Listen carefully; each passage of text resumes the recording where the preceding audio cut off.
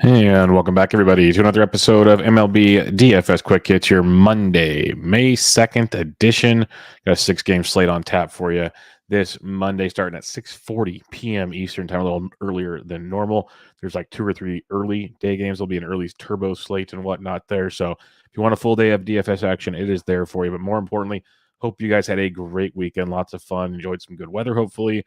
Got outside a bit, friends, family, enjoyed all the baseball fun we had. And if you're playing some DFS action, come join the Fantasy Degens Discord. It is free, and there's always a ton of great information going in there. There's other sports discussed as well, but baseball is the one that is popping right now. So come have some fun in there. It's free. Just hit me up on Twitter at BDentric, and I'll help you out along the way to get into that room. Also, if you're a season-long fantasy baseball player or you just want to get more info for your DFS needs, check out the Bench with Bubba's podcast. Come at you at least twice a week, Tuesdays and Thursdays, with the occasional other extra guest episode throughout the week. So come check that out as well. But here you go, folks. This should be quick in and out. 6 games on your Monday. Totals on this slate. We're still missing one game, but we got D-backs Marlins 6.5, Twins O's 7.5, Yankees Jays 8.5, Mariners Astros 8.5, Rays Athletics 7. We're still waiting on the total for the Braves and the Mets. And I just want to double check something here to make sure we got the right pitchers on DK, because the only thing that would make sense for this situation is the pitchers aren't official, and DK has been known to fudge that up from time to time. But right now, according to MLB.com, it is what DK has, Fried versus Bassett. So that is great to see. Let's get in on this action. Pitching on the slate, Chris Bassett is 96 hundo at home against the Atlanta Braves to make for one heck of a contrarian play. Bassett's been great in 3 of his 4 starts so far this year. His only scuffle was against the Gigantes. Otherwise, he's gone 6 innings in all 4 starts, 1 run or less in 3 of 4 starts. He's got at least 6 Ks in every start, so he's been great, throwing 95-plus pitches pretty much every start. Lots of great reliability there, but it is the Braves, which is a slight concern, but they are striking out 24% of the time versus righties with a 222 average, but a nice 174 ISO. So keep that in mind when you're looking at Bassett. But Bassett makes for a good tournament play at 96. You got Max Fried at 93, who's been pretty darn outstanding himself in this one, coming in back-to-back 20-plus point performances. If you want to attack the Mets, you can.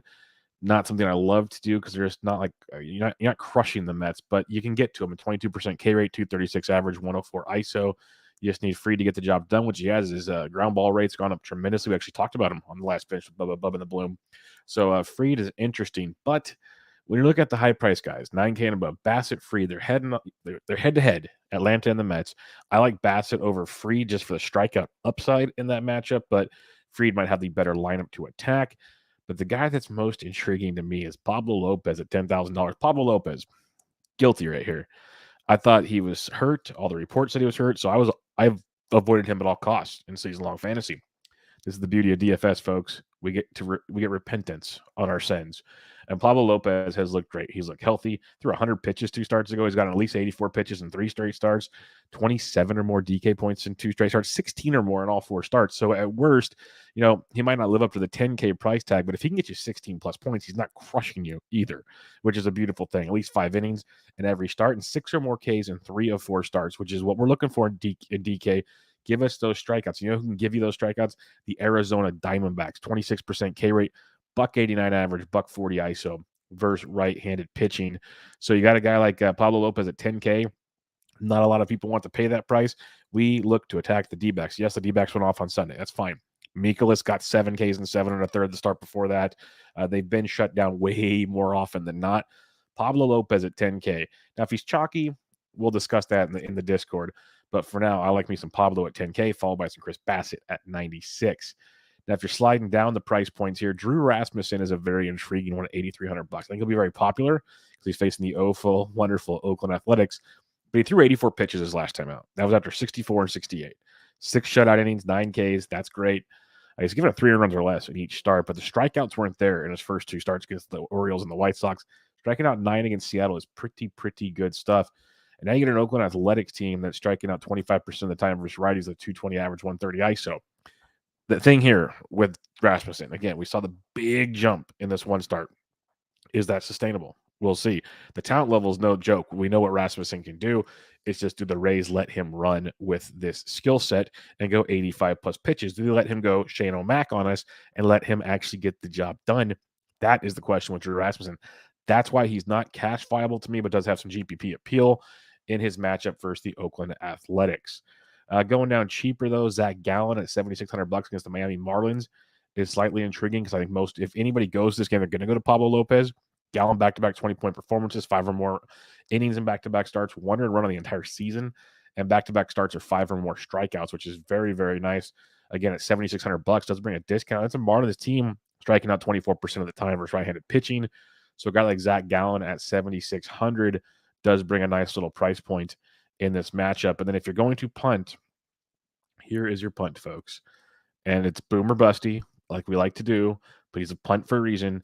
That is Christopher Paddock at $7,200 at the Baltimore Orioles. This may be the game the Orioles explode, but hear me out. 5 innings or more in back-to-back starts, 2 runs or less, 4 or more Ks. Got you 19 points last time out. $7,200 on this slate, you'll take 19 points.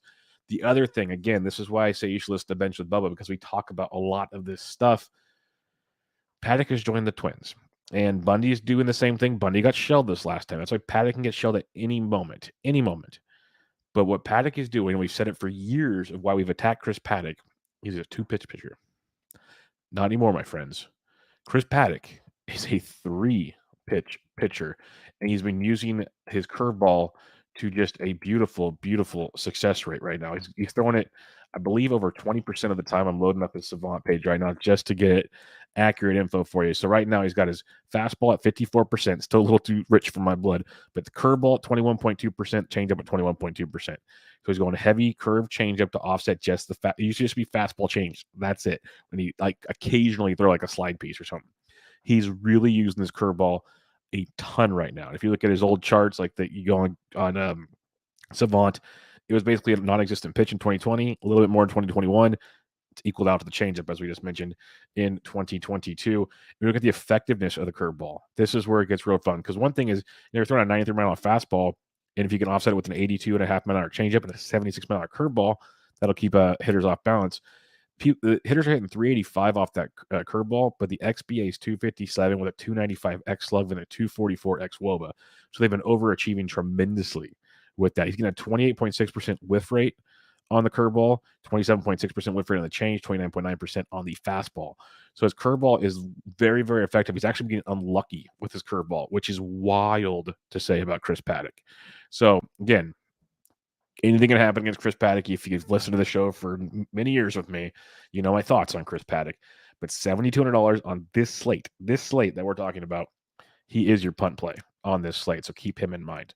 So pitching, 10K, Pablo Lopez. Love him tonight. Love him. Don't mind following it up with some Chris Bassett. If Max Fried comes in super low, I'm intrigued. 6-game slate, but I'm intrigued. Rasmussen, GPP play. Don't trust the Rays to let him go. That's my only concern for cash, but a really strong play against the Oakland Athletics. Zach Gallen at 76 is great. Paddock at 72 is your boomer bust GPP play. Punt. Going to be a fun slate. If I had to do cash, it'd be Pablo Lopez and probably Chris Bassett if I could. If not, I just go Pablo Lopez, Zach Gallen in the same game in cash, maybe even in tournaments, but same game in cash, and then just load up the bats on the 5 other games. That's definitely an option you can do. Speaking of bats, let's crack a lack it. Catcher position for you on this 6-game slate. You can go with some Sean Murphy versus Drew Rasmussen if you want to get different. I don't hate it at $4,300 because Rasmussen will probably be way more popular than he should be. That's my only concern. So that makes it a little more intriguing. But in reality, you can just save some cash at the catcher's position. Kelly has been horrific for the Arizona Diamondbacks, but he's $3,300 versus Lopez. Bit of a discount in his situation. Other than that, like Cal Raleigh at 2,600 versus Odorizzi, if he gets to start, whoever's starting for Seattle at catcher, because I want to use Seattle to attack Odorizzi. Odorizzi's been garbage. It's amazing he's still in the rotation. So Seattle will be near my list to do on this slate. So I'd see who's catching for them. I will say, let's go to their page. Louise Torrance has been playing often. Tom Murphy has as well, but Louise Torrance is 37 hundo. He had a nice little value if he gets the nod, because he came back on the 27th and he caught in 3 straight games, or played in 3 straight games, hitting 2 out of 3 games. So he'd be a guy to look at 37 hundo for Seattle if he gets the break. But just check the lineups. You'll probably get some nice value at catcher on this slate. First base position, you can go Ty France. The Seattle Mariners are priced up, which is shocking. He's 6K. 6K. Like Tom Murphy, the catcher for Seattle, 5,100. Ain't paying that. I'll pay 37 for Torrance. Ain't paying 51 for Tom Murphy. Ty France is 6K. Interesting when you can get Vladito at 56 for Jomo. And I love Jomo, don't get me wrong, but wowzers. But Ty France at 6K is an intriguing tournament play because no one's rostering that play. But cheaper options, you got Yuli Gurriel at 38. Sure, he does hit lefties well. He's just off to a really horrific start to the season. Luis Arias at first base, second base versus Tyler Wells at 34. Minnesota should be in play for you again. If you're fading Gallen or Paddock, Cooper's 3K, Mountcastle 29. Those could be some nice values on this one. Other than that, your usual suspects like Vladito's fine. Rizzo, I prefer him in Yankee Stadium. We talked about it at the end of last week, but he can play on this slate against Stripling because it should be a lively game in Toronto. Second base, Chisholm's day to day. So keep an eye on that, but I like him versus Gallen. But going down in price tag, Brandon Lau versus Dalton Jeffries. Tampa Bay will be a big play. I wish it was in Tampa, which sounds weird because Tampa Bay is a bad ballpark to hit him, but Oakland is that much worse. So keep that in mind. But I think Brandon Lau at 49 is worth a look for you. But Adam Frazier at 46, Abraham Toro at 43, both in play. I prefer Frazier over Toro. Don't mind either one, though. Below 4K, though, Gleyber Torres, not a bad weekend. Kind of got it going a little bit. Not much on Sunday, but 2 hits on Saturday, another home run on Friday.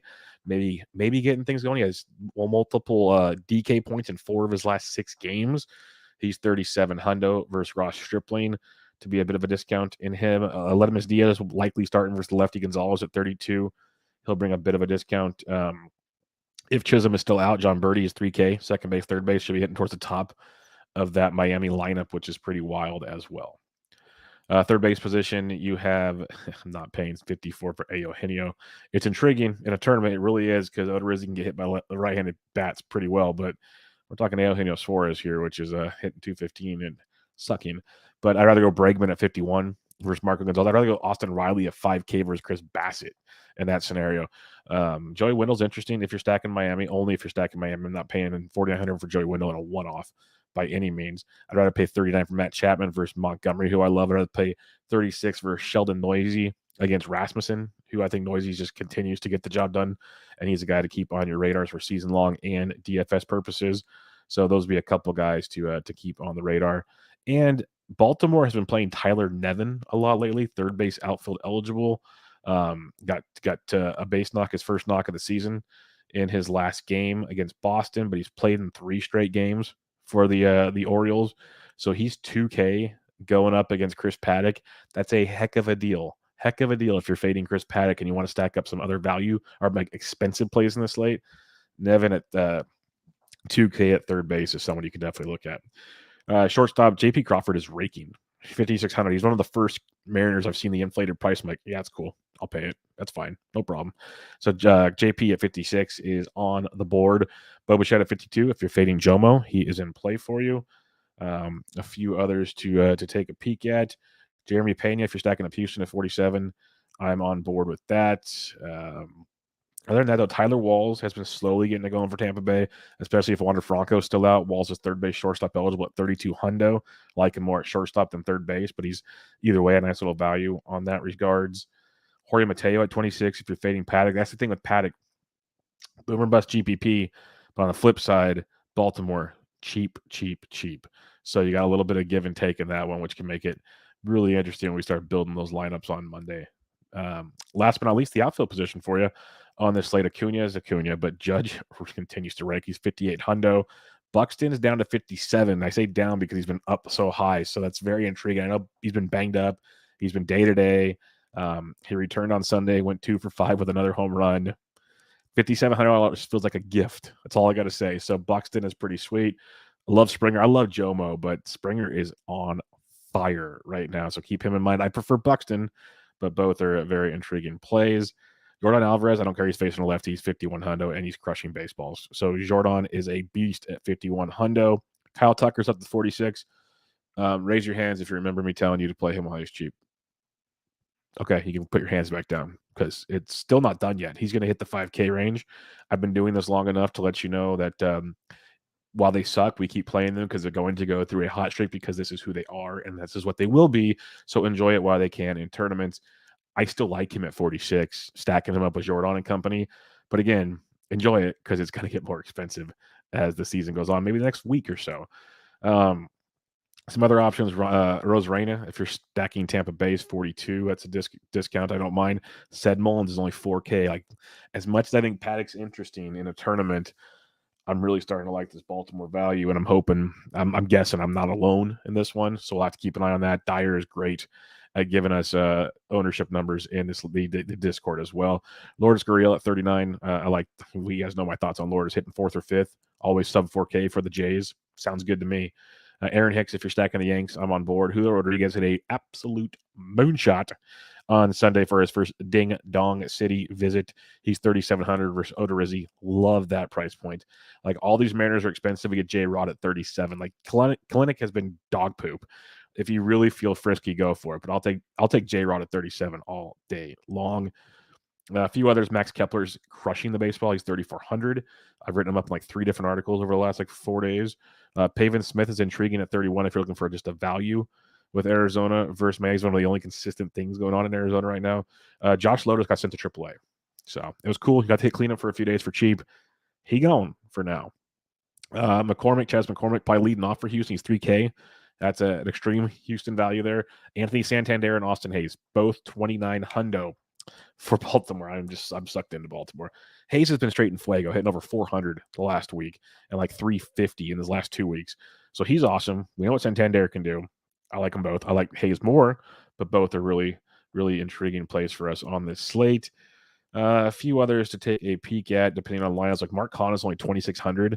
The power production has not been there for Kahn. Even the barrel rates and stuff have not been great, but he's hitting for a really good average. You can steal some bags. If the Mets get going, Kana will be a part of it. So he's $2,600. Not a bad value. Trevor Larnick, another interesting value if you're stacking Minnesota.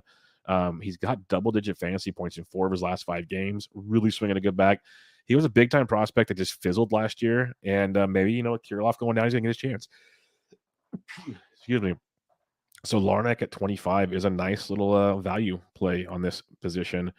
And then other than that, you got your Penders, you got some of those guys down here, and then Tyler Nevin, again, third base outfield eligible for Baltimore at $2,000. So you're getting a nice value on that one. All right, pitcher's position, recapping things here. 10K Pablo Lopez, sign me up. Sign me up for Pablo at 10K. Don't mind Bassett or Fried either. I prefer Bassett over Fried, but both are intriguing. Drew Rasmussen, tournament only, probably very popular play.